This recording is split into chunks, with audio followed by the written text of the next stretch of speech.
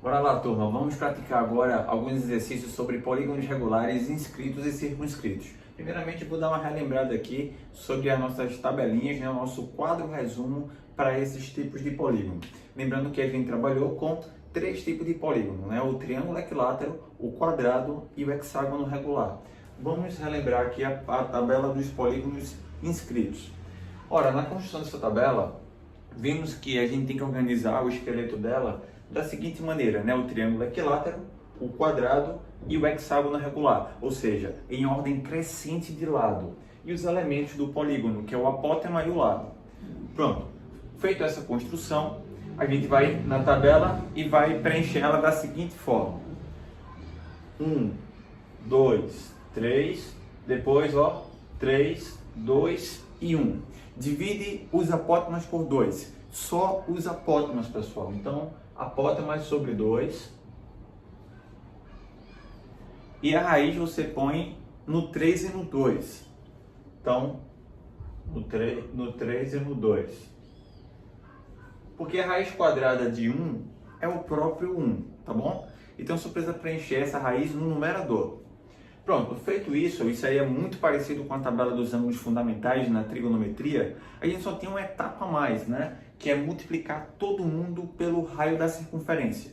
Feito isso, ficou R sobre 2, R raiz de 2 sobre 2, R raiz de 3 sobre 2, R raiz de 3, R raiz de 2 e R. Pronto, tá aí a nossa tabelinha dos polígonos regulares inscritos. Bora relembrar a dos circunscritos. Nos circunscritos, vimos que em todos os casos o apótema coincide com o raio. Então, o apótema é exatamente igual ao raio. Para preencher o lado, basta você dobrar o raio, 2R, 2R, 2R, e colocar a tangente dos ângulos fundamentais, mas sendo que na ordem inversa, pessoal. No lugar de 30, 45 e 60, a gente vai colocar 60, 45 e 30.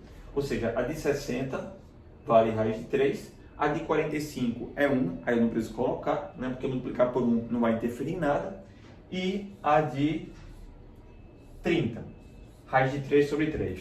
Pronto, preenchemos a nossa tabelinha dos polígonos regulares inscritos e circunscritos. Vamos fazer alguns exercícios agora para a gente colocar isso aqui em prática.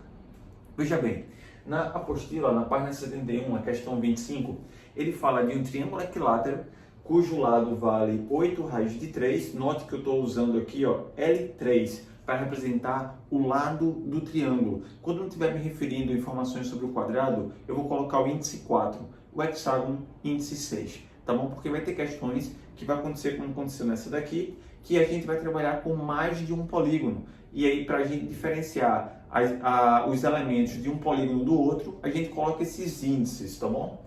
Então, L3, ele diz que o lado do triângulo equilátero vale 8 raiz de 3. Determine quem é o perímetro do hexágono regular inscrito na mesma circunferência. Pessoal, se os dois polígonos estão inscritos em uma mesma circunferência, se eu consigo descobrir o raio, eu consigo encontrar qualquer informação referente a esses polígonos especiais que estamos trabalhando, tá bom? Então a sacada aí é a gente descobrir o valor do raio. Quando a gente consulta o nosso dado da questão, que é o lado do triângulo vale R raiz de 3, então, substituindo o lado do triângulo por R raiz de 3, igualando ao dado da questão, que é 8 raiz de 3, fazemos a simplificação da raiz de 3, acabamos de encontrar o valor do raio da circunferência que circunscreve esses polígonos. Descobrindo o valor do raio, dá para descobrir facilmente o lado do hexágono. O lado do hexágono ele é numericamente igual ao valor que o raio tem. Então, como o raio vale 8, acabamos de descobrir que o lado do hexágono também vale 8. Então, para responder a nossa pergunta, o perímetro, que na nossa geometria, a geometria vai ser representado por 2π, essa é a notação usada para perímetro, será 6 vezes o valor do lado do hexágono. No nosso caso, 6 vezes 8. Resposta 48. 48 é o perímetro do hexágono. Não é simples? Basta consultar a nossa tabela dos polígonos regulares. Na questão 27, ele diz assim, ele fala que tem um quadrado cujo lado vale 5 raiz de 6 e ele quer que você encontre quem é o apótema do hexágono regular inscrito na mesma circunferência. Pronto, aqui está o desenho que ilustra essa situação. Apesar de não precisarmos fazer uma figura, basta aplicar as relações, tá bom? Então, novamente, ó, lado do quadrado, ó, L4. O lado do quadrado ele vale 5 raiz de 6. Bora consultar? O lado do quadrado, quando ele está inscrito, é igual a R raiz de 2. Igualando R raiz de 2 a 5 raiz de 6, né? A gente pode passar esse raiz de 2 dividindo. Quando eu divido raiz de 6 por raiz de 2, vai dar raiz de 3. Então vai ficar 5 raiz de 3. Acabamos de encontrar o raio da circunferência. Novamente, se eu tenho o raio da circunferência, eu consigo encontrar facilmente qualquer um dos dados dos nossos polígonos. A pergunta é, quem é o apótema do hexágono? Bora consultar. Apótema do hexágono vale R raiz de 3 sobre 2. Bora anotar isso? O apótema do hexágono AP6 é igual a R raiz de 3 sobre 2. Substituímos o valor do raio, né, que é 5 raiz de 3, multiplicado pela raiz de 3 e dividido por 2. Raiz de 3 vezes raiz de 3 vale raiz de 9, né? Raiz de 9 vale 3. 3 vezes 5, 15. 15 dividido por 2. Pronto, a nossa resposta, que é o apótema, vale 15 dividido por 2. De maneira decimal, 7,5. Pronto, finalizamos a nossa questão. Vamos ver agora mais duas questõezinhas aí do nosso material. A página 71, a questão 30, o texto diz o seguinte, diz que num triângulo equilátero está inscrito um círculo.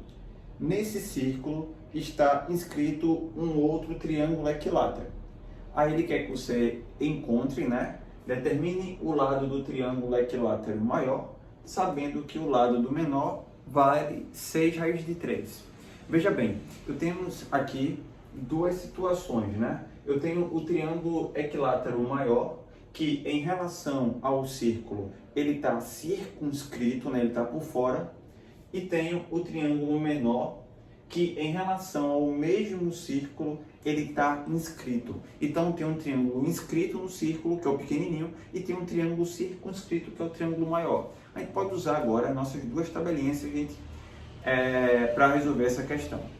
Primeiramente, a gente tem informação numérica, né? O dado da questão é sobre o triângulo menor, é o lado do triângulo menor. E o triângulo menor, em relação à circunferência, ele está inscrito. Então, eu consigo aplicar a tabelinha dos polígonos inscritos e encontrar o raio dessa circunferência. Vamos ver? Ficaria assim, o lado do triângulo vale, ó, raio raiz de 3, né? É o raio multiplicado pela raiz de 3. Mais o lado vale 6 raiz de 3, quando igualo a fórmula que é R raiz de 3. O raiz de 3 vai cancelar com a raiz de 3 e acabamos de encontrar o raio da circunferência. Agora vamos para a nossa pergunta, que é qual é o lado do triângulo maior, né? Ou seja, o triângulo que está circunscrito. Então, o lado do triângulo circunscrito, olha na nossa tabela, vale 2R raiz de 3, né? 2R raiz de 3. Mas como o valor do raio já encontramos, né? E vale 6, então o lado vai dar 12 raiz de 3. Pronto, 12 raiz de 3 é a medida do lado do triângulo maior. Na questão 29, ele pega e diz o seguinte, que tem um quadrado de lado 6. Nesse quadrado inscreve-se um círculo nesse círculo inscreve-se um triângulo equilátero e nesse triângulo equilátero inscreve-se um outro círculo. E a pergunta é: qual a diferença entre os raios do círculo maior e do círculo menor? Veja só, temos informações sobre o quadrado. O quadrado, em relação a esta circunferência, ele está circunscrito. E aí, na tabela do circunscrito, o lado do quadrado será o dobro da medida do raio. Então, L4, que é o lado do quadrado, é o dobro da medida do raio. Como o lado do quadrado vale 6, substituindo, eu vou encontrar que o raio da circunferência maior mede 3. Agora vamos encontrar o raio da circunferência menor. Note que o raio da circunferência menor, ele é exatamente o apótema desse triângulo equilátero, o triângulo equilátero. Então, se eu descobrir o apótema do triângulo equilátero, eu já estou descobrindo automaticamente o valor do raio. E aí, esse triângulo equilátero, em relação a esta outra circunferência cujo raio vale 3, ele está inscrito. Então, o apótema do triângulo, quando ele está inscrito, ele vale a metade do valor do raio, né? É o raio sobre 2. Ou seja, o apótema é o raio da circunferência menor e o raio vale 3 meios. Pronto, 3 meios de maneira decimal é nosso 1,5. Então, a diferença entre os raios, que é a pergunta da nossa questão, vai ser 3 menos 1,5, ou seja, o próprio 1,5, que em maneira fracionária, né, seria 3 sobre 2. Com isso, finalizamos mais um exercício. Pessoal, anteriormente vimos também os quadriláteros inscritíveis e os quadriláteros circunscritíveis, né? A gente viu duas condições necessárias para que isso aí aconteça. Bora trabalhar inicialmente com os quadriláteros inscritíveis. Lembrando que todo quadrilátero que ele é inscrito em uma circunferência, os ângulos opostos são suplementares, ou seja, eles somam 180 graus. Então, o ângulo A somado com o ângulo C vale 180, assim como o ângulo B e o ângulo D vale 180 graus. Vamos lá, vamos trabalhar aqui na questão 5 da página 70, que diz o seguinte: ele fala que tem um quadrilátero ABCD. Esse quadrilátero ele é um quadrilátero inscritível, né? Ou seja, ele está inscrito em uma circunferência, e ele fornece o valor do ângulo A como sendo 38 graus e 26 minutos, e o ângulo B como sendo 108 graus e 16 minutos. E a pergunta é: determine o ângulo C e o ângulo D. Veja bem, o ângulo A e o ângulo C eles são opostos. E eles sendo opostos, eles são ângulos suplementares, ou seja, a soma tem que dar 180. Se eu já sei o valor do A, facilmente dá para a gente encontrar o valor do ângulo C. Basta fazer o suplemento desse ângulo. Então, para encontrar o suplemento, vamos pegar 180 menos o ângulo. Então, para encontrarmos aqui o ângulo C, vai ser 180 graus menos o ângulo A, que vale 38 graus e 26 minutos. Ora, para fazermos essa diferença, lembre que a gente tem que subtrair grau de grau, minuto de minuto. Então, ao subtrair 180 graus de 38 graus e 26 minutos, a gente vai ter que pegar 1 grau do 180, vai ficar 179 graus, e transformar esse 1 grau em minuto, para a gente poder fazer essa subtração. Então, ao subtrairmos, vamos encontrar o valor do ângulo C. A diferença aqui vai dar 34 minutos e 141 graus. Então, 141 graus e 34 minutos é o valor do ângulo C. De forma análoga, a gente encontra o ângulo D, né? Então, o ângulo D, ele é 180 graus menos 108 graus e 16 minutos. Da mesma forma, temos que pegar esses 180 graus tirar 1 grau dele e transformar para uma unidade menor, que é os minutos. Cada grau equivale a 60 minutos. Então, ao efetuarmos a operação de diferença, vamos encontrar o ângulo D, cuja medida é, a diferença aqui vai dar 44 minutos e 71 graus. Pronto, 71 graus e 44 minutos. É o nosso ângulo D. Pronto, já na questão 4 da página 70, ele comenta o seguinte. Ele fala de um quadrilátero, né? Um quadrilátero circunscritível, ou seja, esse quadrilátero ele pode ser circunscrito a uma circunferência. Diz que a diferença de dois lados opostos desse quadrilátero é igual a 8. E a diferença dos outros dois lados vale 4. Aí a pergunta é, determine os lados desse quadrilátero, sabendo que a sua soma vale 56. Pessoal, quando ele fala de soma dos lados, né, de um polígono, ele está se referindo ao perímetro dele, né? Então o perímetro vale 56. Então, bora lá. Bora supor que esse lado AB, ele tem a medida Azinho, o lado BC, medida Bzinho, o lado CD, Dzinho, Czinho e o lado AD, Dzinho. São os 4 lados do quadrilátero. Ele disse que a diferença entre dois lados opostos é igual a 8. Então, bora supor que seja o lado A menos o lado C. Isso vai dar igual a 8. E que a diferença entre os outros dois, então pode ser B e D, né? A diferença entre D e B vale 4. Quando a gente sabe que a soma deles é igual a 180, ou melhor, que a soma deles é igual a 56, pela teoria dos quadriláteros circunscritíveis, que sabemos que os lados opostos possuem a mesma soma, então se a soma de todos eles vale 56, então cada par de lados opostos vale a metade do seu valor, ou seja, 28. 28 é a soma dos lados opostos do quadrilátero da nossa questão. Então, ao somarmos o lado A com o lado C, que são os lados opostos, essa soma vale 28. Da mesma forma, quando eu somar o lado B com o lado D, essa soma também vale 28. Então, temos agora dois sistemas do primeiro grau para a gente resolver. O primeiro sistema, fazemos pelo método da adição, o C vai cancelar.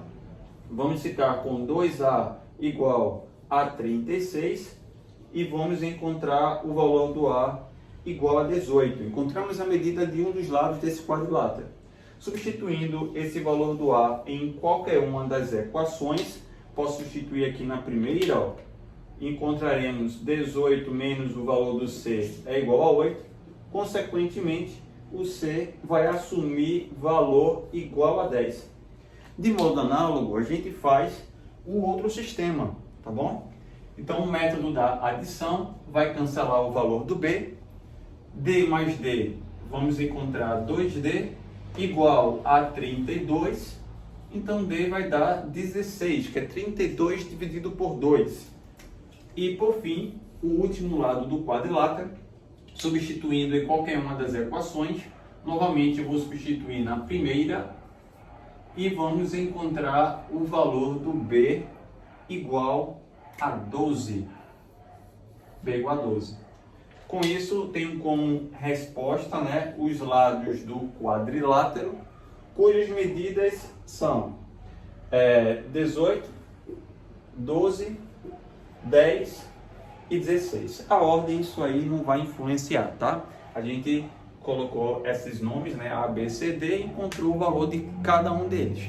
Pronto, com isso concluiremos, né, a nossa aula de exercícios sobre quadriláteros inscritos e circunscritos e de polígonos regulares inscritos e circunscritos. Agora conto com a ajuda de vocês para fazer essas atividades em casa, colocar as dúvidas no grupo para a gente poder auxiliar. Tá bom, pessoal? Até mais!